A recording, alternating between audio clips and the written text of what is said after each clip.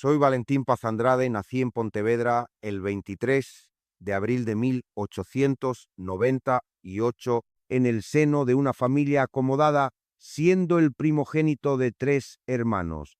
Quedo huérfano de madre a los 7 años y en mi formación adquiere gran relevancia la figura de mi tío Juan Bautista Andrade, a quien atribuyo el mérito de haber despertado en mí el sortilegio de las letras y la pasión por Galicia. Tras cursar la educación primaria y secundaria en mi ciudad natal, comienzo la carrera de Derecho en Santiago de Compostela en 1917. Un año antes me había dado a conocer como publicista en Gaceta de Galicia, Diario de Santiago, y en ese mismo 1917, en el semanario Alma Galaica y en la Correspondencia Gallega, ambos de Pontevedra, alumno brillante y de espíritu inquieto.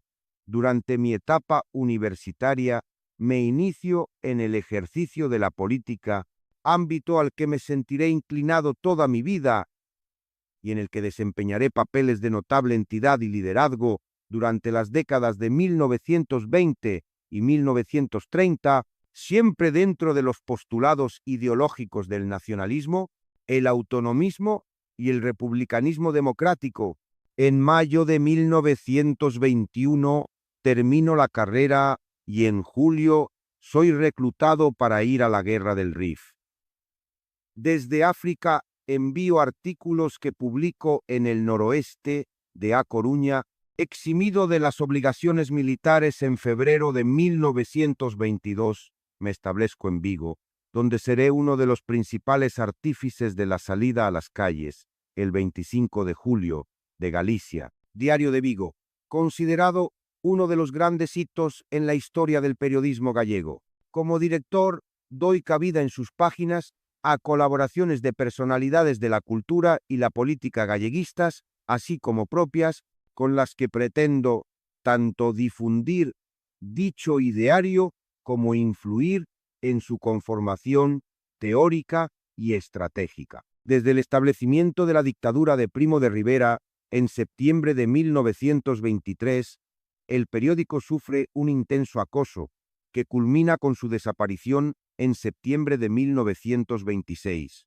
Tras el cierre del diario, me dedico al ejercicio de la abogacía, actividad que no abandonaré hasta prácticamente el momento de mi muerte. En 1927 asumo la asesoría en asuntos fiscales y jurídicos de la Sociedad de Armadores de Busas La Marítima, un hecho trascendental en mi biografía, pues supone mi ingreso en un sector estratégico de la economía gallega, del que acabaré siendo un gran conocedor y especialista en derecho marítimo internacional. También de esta época son mis primeras colaboraciones en la revista Industrias Pesqueras, propiedad de José Barreras Masó. Paralelamente, despliego una actividad política que adquiere especial intensidad durante los últimos años de la dictadura y los primeros de la Segunda República. Mi relevancia en aquel periodo queda reflejada en que entre 1929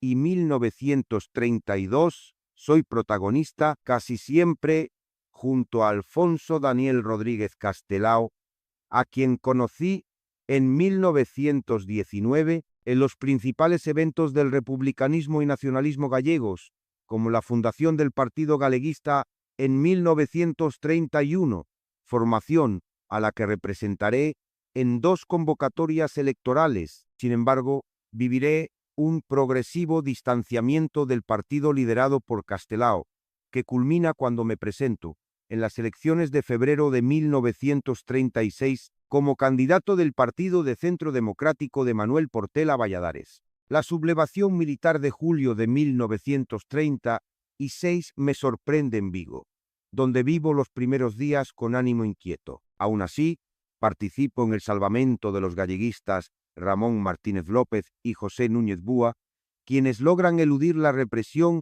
y exiliarse gracias a mi intervención. En septiembre recibo una orden de destierro que cumplo en Berín, la Serra de Queixa, Castro Caldelas y Pobra de Tribes, hasta que, en diciembre de 1937, se me permite regresar a Vigo. Sufro un nuevo destierro en Villanueva de la Serena, Badajoz, desde agosto hasta diciembre de 1939. Obligado a renunciar a toda proyección pública, vivo la década de 1940 en un exilio interior que rompo con un prólogo para la edición de 1948 de Estampas Compostelanas de Exado, firmado con mi nombre y con el artículo Castelao, el hombre y el artista, que, a pecho descubierto, publico el 14 de enero de 1950 en la Noche de Compostela.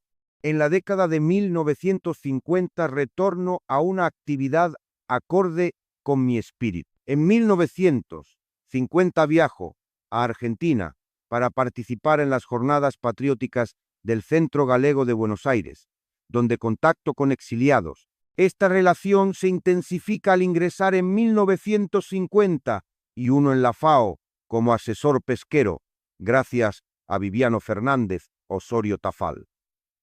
Este cargo me lleva a viajar por América durante 3 lustros. Regreso a Buenos Aires en 1957, tras estar un mes en prisión por una nota publicada en Industrias Pesqueras, del que era director desde 1942 para disertar en nuevas jornadas patrióticas. Esos materiales sirven de base para Galicia como tarea, 1959, ensayo donde reflexiono sobre Galicia desde perspectivas innovadoras, como el valor económico de la lusofonía gallega.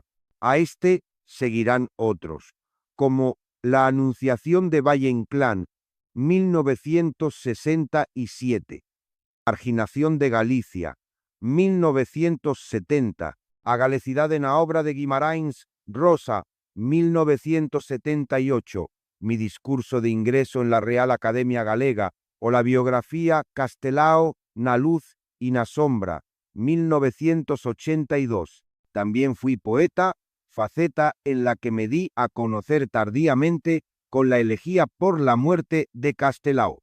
Pranto matricial, 1955.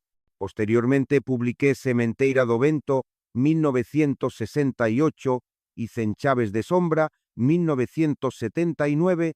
Sin embargo, en 2012, año en que la Real Academia Galega me dedicó el Día das Letras Galegas, se exhumó una copiosa obra inédita de mi autoría, entre la que destaca la escrita durante mi confinamiento en la Serra de Queixa, ya que se trata del mayor corpus individual conocido hasta la fecha de poesía en gallego de ese periodo. De los libros de poemas rescatados en 2012, destacan también aquellos cuyo tema recurrente es la emigración. Mi personalidad polifacética quedó plasmada igualmente en los ámbitos empresarial e industrial, en los que son bien conocidos varios emprendimientos en los que participé, algunos de tanto éxito como la creación de Pescanova S.A.